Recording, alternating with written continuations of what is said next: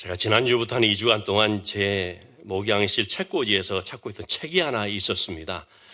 책이 수천 권 되는 것도 아니고 수백 권 정도 있는 것인데 그 중에서 이 책을 하나를 찾지 못해서 제가 끙끙거리고 있다가 지난주도 못 찾고 이번 주도 내내 찾다가 못 찾고 그러다가 엊그제 금요일 저녁이 드디어 눈에 띄어서 발견이 됐습니다. 얼마나 반가웠는지. 그 책이 필립 켈러라는 분이 쓴 양과 목자라고 하는 책입니다. 원어는 한 목자의 눈으로 본 시편 23편이라는 그 제목인데요. 필립 켈러는 아프리카 쪽에서 8년 동안을 목자 생활을 했는데 그걸 토대로 해서 이 목자와 양이 어떤 관계, 어떤 성향을 가지고 있나라는 것을 아주 상세하게 이렇게 기록을 했습니다. 양은 너무나도 무력하고 연약한 짐승이라고 합니다. 적들이 나타나면 겁에 질려서 도망을 치거나 덤불 속에 숨어서 꼼짝 못하고 자기 스스로를 보호할 수 있는 능력이 전혀 없다는 것입니다. 참 연약한 존재인 것이죠. 또 양은 한번 이렇게 뒤집혀 버리면요, 자기 스스로 일어나지를 못한다고 합니다. 그래서 이 필립 켈러가 한 번은 잃어버린 양을 찾아서 가봤더니 양이 뒤집혀져 가지고 아무것도 못하면서 죽을 상이 되어 있는 걸 발견하고 그래서 껴안아서 그걸 뒤집어 가지고 겨우 일으킨 그런 경험을 얘기를 합니다. 이 양은 또한 그냥 놔둬버리면요, 독초를 먹고 또는 더러운 물을 마시면서 병에 걸리거나 또 위험한 곳을 다니다가 죽게 된다는 것입니다. 또 이 양은 근시라 가지고요, 10m 앞을 보지를 못해서 사나운 짐승들이 자기를 공격하려고 올 때도 미리 대비하지를 못하는, 또는 다니던 길조차도 제대로 알지 못해서 또 길을 잃어버리기가 일수인 그런 성향을 가지고 있다는 것입니다. 그렇기 때문에 양은요, 필수적으로 귀를 기울여서 목자의 음성을 따라가야만 되는 것이죠. 양의 행복은 전적으로 목자에게 달려있다라고 할 수 있습니다. 그런데 목자도 두 종류가 있습니다. 양을 위해서라면 자기를 기꺼이 희생하는 선한 목자가 있죠. 그런 목자는 양들을 배부르게 또는 안전하게 지켜주지만 반면에 게으르고 악한 목자가 있습니다. 그들은 양이 굶주리든 추위에 떨든 또는 질병 속에 있든 상관하지 않고 죽어가게 놔둘 뿐이라는 것입니다. 여러분, 이처럼 목자와 양은 생명의 관계라고 할 수 있습니다. 좋은 목자를 만나면 양이 살아나고 안 좋은 목자를 만나면 양이 죽을 수도 있는 거죠. 오늘 본문의 말씀은 양과 목자에 대한 말씀입니다. 요한복음 말씀을 통해서 주님이 나는 누구다라는 7가지의 그 제목을 가지고 지금 말씀한 것을 우리가 나누고 있는데요. 나는 생명의 떡이다. 나는 세상의 빛이다. 지난 시간에 나는 양의 문이다 말씀을 보았고, 오늘 말씀은 나는 선한 목자다라는 말씀입니다. 11절의 말씀에서 나는 선한 목자라. 자, 그런데 이 선한 목자의 특징이 있습니다. 첫째는요, 양을 위한다는 것입니다. 양을 위한다는 것은, 이 위하다라는 말은 뭡니까? 목적성을 말하는 것이죠.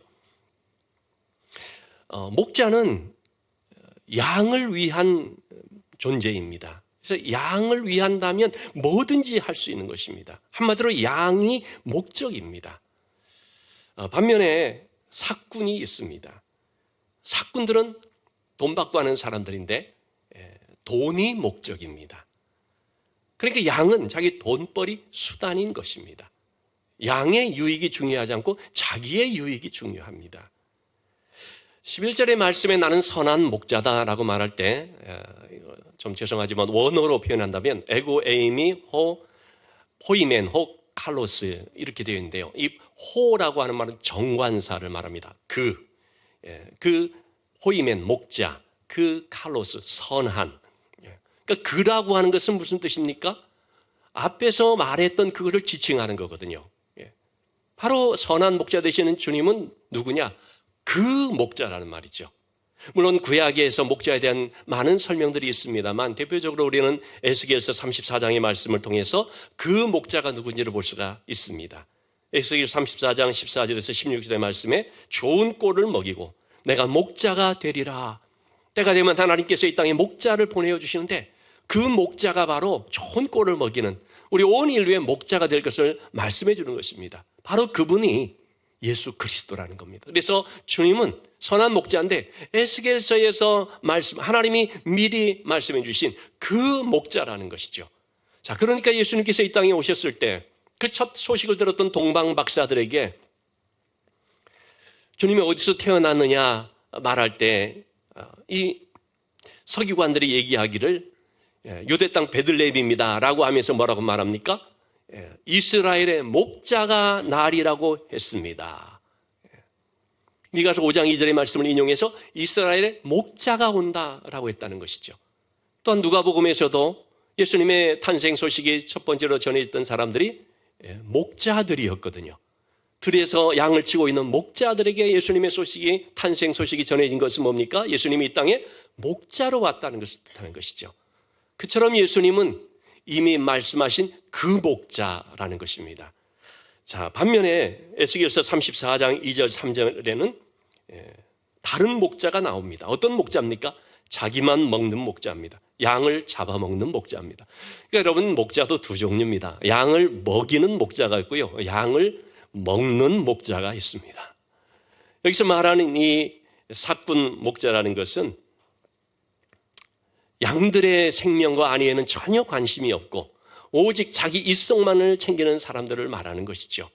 주님은 다분히 그들은 바리새인 서기관들을 두고서 한 말씀입니다. 주님은 사탄에 붙잡혀 있는 우리 영혼들을 살리기 위해서, 또는 우리를 죄에서 속량하기 위해서 십자가에서 자신의 몸이 찢겨서 죽임을 당한 목자가 되었습니다. 자기의 목숨을 버렸습니다. 그런데 삭군들은 어떠합니까? 12절 13절의 말씀이 나오는 것처럼 위험이 닥치면 도망가기에 바쁜 것입니다. 그들은 오직 돈만 바라보고, 그래서 자기 안위만을 생각하는 목자이기 때문에 그런 위험 속에서 양들을 보호할 생각은 전혀 하지를 않는 것이죠. 당시에 백성들의 영적인 지도자라고 했던 종교 지도자들, 바리새인 서기관 같은 그러한 사람들이 바로 이러한 삭군 목자인 것을 말씀을 하는 거죠. 누가복음 16장 14절에서 주님은 대놓고 바리새인들은 돈을 좋아하는 사람들이다라고 얘기를 합니다. 이처럼 목적이 다른 것입니다. 선한 목자는 양이 목적이고요, 삭군들은 돈이 목적인 것이죠. 어떤 목적을 가지고 따르느냐가 참 중요하죠. 그런데 여러분, 우리가요, 교회 나와서 예수 믿고 신앙생활 한다는 것도요, 목적이 다를 수가 있습니다. 어떤 사람은 주님이 목적이 될 수가 있고, 어떤 사람은 주님이 주시는 그 무엇이 목적이 될 수가 있습니다. 여러분, 결혼을 하더라도요, 사랑하는 남녀가 만나서 이제 결혼을 하지 않습니까? 그럴 때도 보면은 가끔씩 그런 뉴스도 나오지 않습니까? 그 배우자 자체를 목적으로 하는 것이 아니라 그가 가진 조건이 목적이 되는 경우,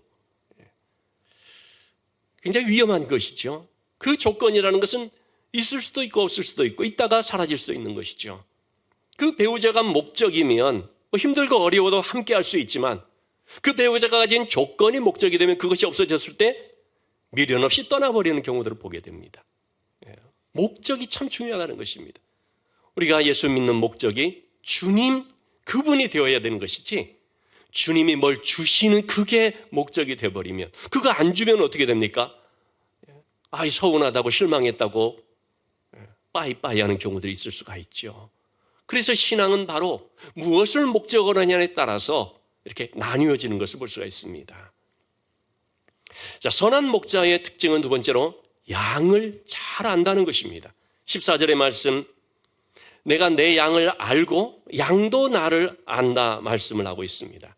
자, 여기서 안다는 것이 무슨 뜻일까요? 이것은 지식이나 정보를 통해서 아는 것을 말하는 것이 아닙니다.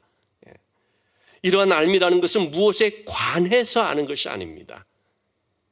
여기서 말하는 알미라는 것은 개인적으로 관계성을 가지고 경험을 통해서 아는 것입니다. 여러분, 우리는 예수님에 관해서 아는 사람이 아니고요, 예수님을 아는 사람입니다. 두 사람이 만났는데 서로를 알지 않고 서로에 관해서만 한다면 얼마나 불행한 만남이 되어버릴 수 있습니까? 그가 누군지를 그에 대해서 이제 그 자체를 알아야 되는 것이지, 그에 관련된 지식만 갖고 있다면 그것은 진짜 아는 것이라고 할 수가 없습니다. 우리가 교회 나와서 신앙생활을 하지만 주님에 관해서만 아는 것이 아니라 주님 자체를 아는 것이 진정한 알미라고 할 수 있습니다. 여러분, 이러한 알미는 어떻게 해서 생겨날 수 있습니까? 만남이 있어야 됩니다. 교제가 있어야 됩니다. 다시 말하면 주님이 나를 알고 내가 주님을 안다는 것은 내가 주님과의 거룩한 사귐 속에 있다는 말입니다. 여러분, 자꾸 만나고 교제가 깊어질수록 알게 되지 않습니까? 연애를 하고 오랫동안 연애를 하고 결혼했는데 막상 나는 이 사람을 몰랐다, 그런 경우들이 있잖아요. 비로소 살아가면서 알게 되는 것이죠. 이런 게 바로 교제를 통한 알미라고 할 수 있습니다. 주님께서 우리를 알고 우리가 주님을 안다는 것이 바로 주님과의 교제 가운데서 알아가는 것을 말하게 됩니다. 특별히 여러분, 우리가요, 이 세상을 살아가면서 참 힘들고 어려운 일을 만날 때 내 형편을 아는 사람은 아무도 없어, 내 사정을 알아주는 사람은 아무도 없어, 많은 사람이 나를 아는 것 같지만 진짜로 나를 아는 사람은 아무도 없어, 이렇게 생각하는 경우들이 있잖아요. 그래서 심지어는 잘못된 선택을 하는 경우도 있지요. 여러분, 그러나 우리는 어떤 경우에도 그 누가 나를 알아주지 않는다 할지라도요, 주님 한 분이 나를 알고 있다는 사실을 기억해야 됩니다. 주님만은 나를 알고 있다는 것입니다. 여러분, 주님이 나를 알고 있으면 그 누가 나를 몰라준들 무슨 상관이 있겠습니까? 주님이 나를 아시면 되는 거죠. 하나님이 나를 아시면 되는 거죠. 내가 너를 지명하여 불러나니 너는 내 것이라. 하나님께서 우리를 그렇게 말씀하시고 그렇게 알고 계시는 것입니다. 내가 모태에서부터 백발이 될 때까지 너를 업고 돌보면서 왔다, 하나님 말씀하시는데 내가 너를 잘 안다는 것입니다. 이처럼 선한 목자는 양들을 잘 압니다. 세 번째로 선한 목자의 특징은요, 양들을 위해서 희생한다는 것입니다. 15절의 말씀을 보면 나는 양을 위해서 목숨을 버린다 말했습니다. 맹수나 또는 강도들이 양을 탈취해 나갈 때 이 선한 목자는 쫓아가서 그 맹수들이나 강도떼들과 맞붙어 싸우면서 그들이 혹시 물고 간 양이 있으면 그 입속에서 양을 빼앗아서 건져내서 데려오는 것이죠. 사무엘상 17장 34절 35절의 말씀을 보면 다윗이 바로 그런 체험을 고백합니다. 자기가 아버지 양을 쳤었거든요. 이 골리앗과 싸우러 나가는 바로 그 자리에서 사울 왕이 너 가서 골리앗을 상대할 수 있겠느냐, 그럴 때 다윗이 한 말이 이거죠. 제가 아버지 양을 칠 때도요, 사나운 맹수들, 곰이나 사자 이런 것들이 와서 양들을 빼앗아갈 때가 있는데, 그럴 때 나는 쫓아가서 그것들을 치고 목숨을 걸고 싸우면서 그 입에서 건져냈다는 것입니다. 그때 하나님이 나를 도와주셨다는 것이죠. 이처럼 다윗은 목자 생활을 하면서 양을 건져내는 그 체험을 생생하게 했습니다.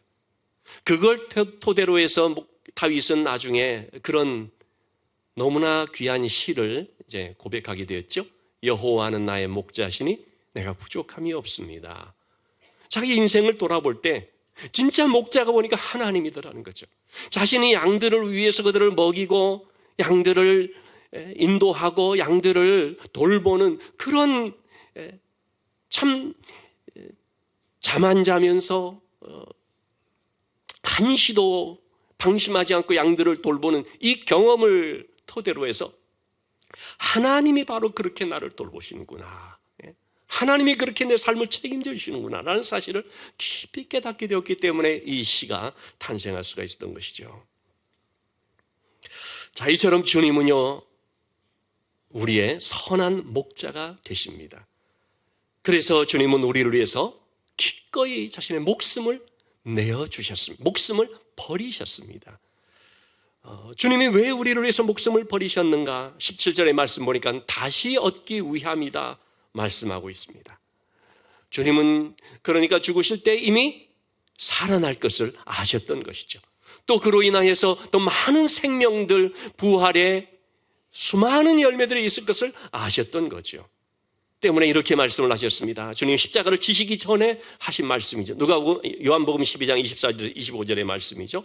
한 알의 밀알이 땅에 떨어져서 죽지 아니하면 그대로 있지만 죽으면 많은 열매를 맺느니라. 이것은 주님이 십자가의 죽음을 두고 하신 말씀인데요.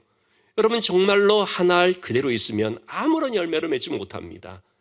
우리가 농사의 법칙도 그러지 않습니까? 그 씨앗이 터져서 씨앗이 썩어서 발화됨으로 생명이 싹 트는 것이지 한 알 그대로 있으면 씨앗 그대로 있으면은 수십 년 수백 년이 지나도 그대로 있습니다. 그러나 그것이 죽을 때에 즉 온 몸을 다 내어줄 때에 그 씨앗을 통해서 드디어 생명이 싹 트는 것을 볼 수가 있죠. 그런 점에서 주님은 마태복음 16장 25절 말씀에서 우리가 잘 알고 있는 이 말씀을 하셨습니다. 누구든지 제 목숨을 구원코자 하면 잃을 것이요 누구든지 나를 위하여 제 목숨을 잃으면 찾으리라. 자기 목숨을 내어줄 때에 더 귀한 생명을 얻게 되는 것을 말씀하시는데 여러분 이것이 바로 생명의 신비이며 생명의 법칙인 것을 볼 수가 있습니다. 죽어야 다시 산다는 것이죠. 또 주님께서 자신의 목숨을 버리신 것은 무엇 때문인가? 하나님께 순종하기 위함인 것을 말씀합니다. 18절의 말씀에 주님은 스스로 목숨을 버린다라는 표현을 씁니다. 주님은요 죽임을 당한다, 누가 나를 죽인다 그렇게 말하지를 않습니다. 내 스스로 목숨을 내어놓는다는 것입니다. 나는 버릴 권세도 있고 다시 얻을 권세도 있는데 내 스스로가 이것을 내어놓는다는 것이죠. 주님이 십자가를 지신 것은 누가 시켜서 어쩔 수 없이 하게 된 것 아니죠. 힘이 없어서 소중한 목숨을 빼앗긴 것 아닙니다. 하나님의 그 뜻에 자발적으로 순종한 것이었습니다. 구원을 위해서 주님의 목숨을 내어놓으신 순종이었다는 것입니다. 그렇기 때문에 거기에 놀라운 구원의 역사가 있는 것이고 하나님의 신비로운 구원의 열매들이 나타나게 된 것이죠. 여러분 우리도 마찬가지거든요. 우리가 주님을 위해서 시간을 내어드리면서 봉사할 때가 있습니다. 물질을 드리면서 헌금할 때가 있습니다. 우리 성도님들이 참 많이 헌금을 하십니다. 그런데요 단 한 분도 제가 강요해서 하신 분은 없을 것입니다. 제가 말하지도 않고요. 마치 뺏기듯이 이거 드리면 잃어버린 것 같은 그런 마음으로 하시는 분은 없을 것입니다. 전부 자원하는 마음으로 자발적 순종으로 하시는 것입니다. 그러니까 거기에 하나님의 은혜가 있는 것이고 그걸 통해서 하나님의 일하심이 나타나게 되어지는 거죠. 자, 이처럼 주님은 우리를 위해서 목숨을 버리신 선한 목자가 되셨는데 자, 그러면 여러분 이제 우리는 어떻게 해야 됩니까? 주님이 선한 목자라면 그걸로 끝나야 됩니까? 선한 목자 되신 주님 앞에 우리는 그에 걸맞는 선한 양이 되어야 합니다. 선한 목자교회라고 큰 유명한 교회가 있지 않습니까? 지금은 은퇴했습니다만 담임하셨던 유기성 목사님이 그런 얘기하는 걸 들었습니다. 우리는 선한 목자교회지 선한 양의 교회는 아니다. 굉장히 일리 있는 말이라고 생각합니다. 선한 목자는 주님이신데 그렇다면 우리가 선한 양이 되어야지 않느냐 그 뜻인 거죠. 자, 우리는 선한 양이 돼야 되는데 그럼 어떤 것을 말하는 걸까요? 두 가지 내용을 좀 보고자 합니다. 우리가 선한 양이 된다는 것은 첫째로 주님의 그 선하심을 닮아서 주님의 그 선한 마음을 우리가 소유하는 것입니다. 여러분 주님의 그 선한 마음이라는 건 뭡니까? 한 영혼을 긍휼히 여기는 마음입니다. 왜 주님이 양들을 위해서 목숨을 버립니까? 그 양을 불쌍히 여기서 살리시기 위해 목숨을 내어주신 것입니다. 주님의 마음이라는 것은 한 영혼을 긍휼히 여기서 그를 살리는 마음이라고 할 수 있습니다. 그래서 주님은 비유로 선한 사마리아인 비유도 했습니다만 그 선한 사마리아인의 마음이 어떤 겁니까? 긍휼히 여기는 마음이거든요. 그 마음 때문에 강도 만나 죽어가고 있던 그 사람이 살아나게 되지 않습니까? 특별히 우리 교회는 선한 이웃교회입니다. 그렇다면 우리는 이 선한 마음, 긍휼의 마음을 가질 수가 있어야 됩니다. 그래야 그 마음으로 생명을 살리는 것입니다. 그런데 그것이 왜 어렵습니까? 희생이 따르기 때문입니다. 말로만 쉽게 되는 것이 아니라 반드시 거기는 지불하는 대가가 있는 거죠. 주님이 우리를 불쌍히 여기서 살리셨는데 그에 따른 대가가 뭡니까? 주님 자신의 목숨을 내어준 것이었죠.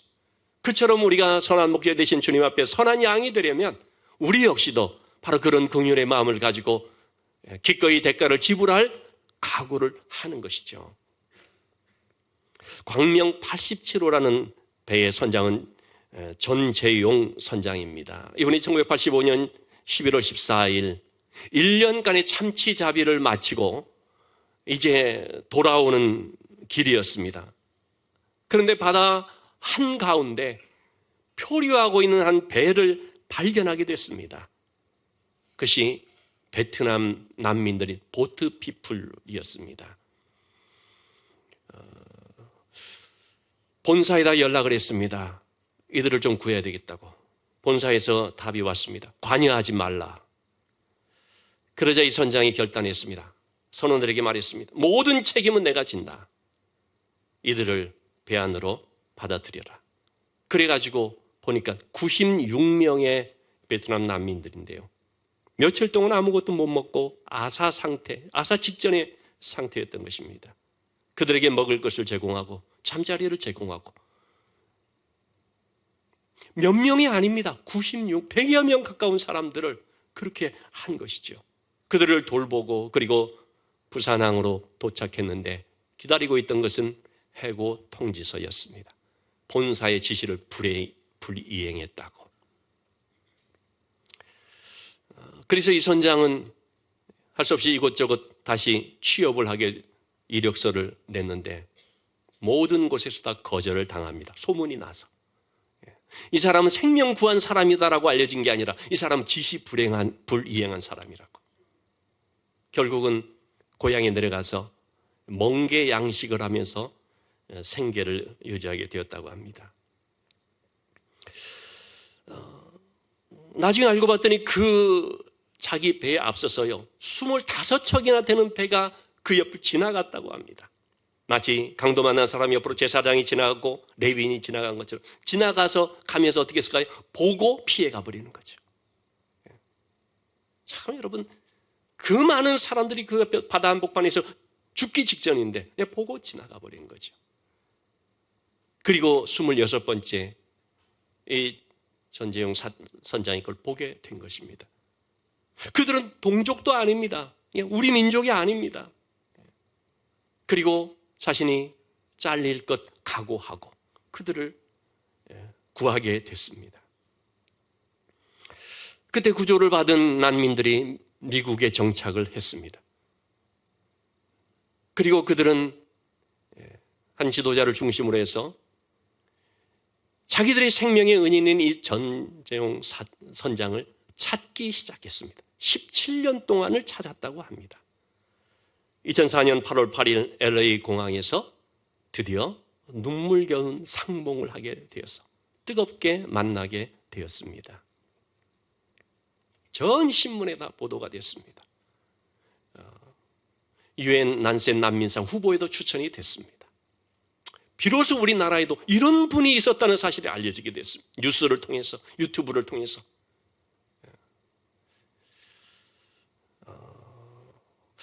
여러분, 어떻게 해서 이 귀한 생명들을 살리게 됐겠습니까? 이 선장의 긍휼의 마음 때문이었던 거죠. 그 긍휼의 마음만 있었던 것이 아니라 그들을 살리기 위해서 기꺼이 자기를 희생할 것을 결단했기 때문인 것이죠. 그러면서 생명이 살아나는 거거든요. 얼마나 귀한 생명들입니까? 여러분, 이것이 저는 교회라고 믿습니다. 세상은 그렇지 못해도 교회는 긍휼의 마음을 갖고 그리고 생명을 살리기 위해서라면 우리 것 내어주는 것, 우리 자신을 희생하는 것을 감수하는 것, 그럴 수 있는 것이 바로 교회여야 한다는 것이죠. 잘못하면 이 시대의 교회도 우리만 자기중심적이고 이기적인 성향이 있을 수가 있죠. 세상을 닮아가게 되니까. 적어도 우리 교회는 그렇지 말자고 말씀을 드리고 싶은 것입니다. 그래서 교회는 세상에서 냉대받던 사람도 오면은 따뜻함을 느끼는 것, 세상 어디에서도 환영받지 못했던 사람이 오면은 환영받는 것, 그게 돼야 된다는 것입니다. 엊그제 심야 기도회 때 상담치료사인 김영하 교수에 대한 간증을 좀 같이 나누었습니다. 참 은혜 받았습니다. 유아기 때에 차가운 방에서 그 추위 때문에 코 안에 연골이 녹아버려서 어린애가요, 콧대가 없어져 버렸습니다. 어떻게 됐겠습니까? 흉측한 얼굴이 됐죠. 자라면서 원숭이라는 놀림을 받는데 이름을 부르는 사람 없죠? 전부 다 별명으로 놀리죠. 그 어린 마음이 얼마나 상처가 됐겠습니까? 그런데 어떻게 교회를 나가게 됐습니다. 혼자 나가게 된 거죠. 그런데 교회에서 권사님, 집사님들이 너무나 따뜻하게 맞아줬습니다. 별명을 부르지 않고 이름을 불러줍니다. 환대해 줍니다. 교회가 어린 생명을 구한 것입니다. 그래서 그는 신앙생활도 잘했고 또 열심히 공부해서 지금은 많은 사람들을 돕는 치유 상담사가 되었고 부모님도 교회를 인도하고. 여러분, 우리는 한 영혼에 대한 긍휼의 마음을 가지고 생명을 살리는 선한 이웃이 되어야 합니다. 이것이 선한 양이라는 것입니다. 선한 양은 두 번째로 목자의 음성을 잘 따라야 합니다. 16절의 말씀에 다른 양들이 있어서 인도해야 된다 하시면서 그들도 내 음성을 듣고 한 무리가 돼서 한 목자에게 있을 것이다 말합니다. 우리에 들지 않았던 이방인들, 선택받은 민족이라는 유대인들이 제껴놔버린 바로 그런 이방인들이지만, 그러나 그들이 주님의 음성을 듣고 따르면 그들은 주님의 양이 되고 주님은 그들의 목자가 된다는 말입니다. 근데 아무리 우리에 들었다라고 하는 유대인이라고 할지라도 주님의 음성을 듣지 않으면, 거부하면 그들은 더 이상 주님의 양이 되지 않는 것이죠. 주님은 그들의 목자가 되지 않는 거죠. 26절, 27절의 말씀을 보면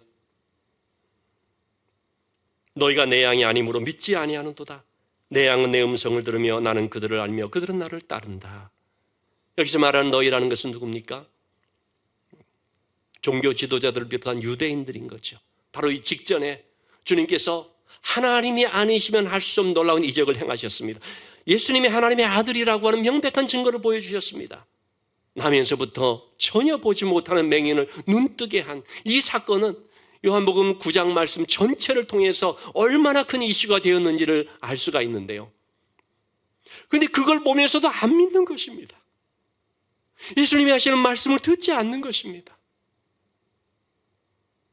죄송한 말씀이지만 교회 안에 어려서부터 믿음의 가정에서 자랐다고 하는 모태신앙이라고 할지라도, 저도 모태신앙입니다만은 모태신앙이라고 해서 우리에 든 것이 아닙니다. 주님의 말씀을 듣고 따르는 양이 되어야 그가 바로 주님의 참된 양이 되는 것입니다. 비록 믿지 않는 가정에서 아무도 주변에 믿는 사람이 없었다 할지라도 내가 교회에 나와서 주님을 만나게 됐으면 그는 우리에 드는 양인 거죠. 그 주님의 음성을 듣고 따르는 그가 바로 주님의 양이 되는 것이죠. 자, 당시에 유대인들은 그러면 주님을 따르지 않고 무엇을 목자처럼 따랐습니까? 자기들이 받은 종교적 전통, 율법적 행위, 그게요 주님의 말씀보다도 자기들한테는 더 귀하고 금과 옥조 같은 것이었던 거죠.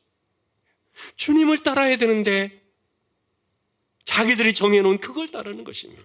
여러분, 우리가 신앙생활하면서도 마찬가지입니다. 주님의 말씀이 기준이거든요. 말씀을 통해서 주님을 따라야 되는 것이지 교회적인 어떤 전통에 주어진 걸 따르거나 어떤 전통, 무슨 종교적 예식 행위, 이걸 따르면은 그것은 주님을 따르는 것이 아닙니다.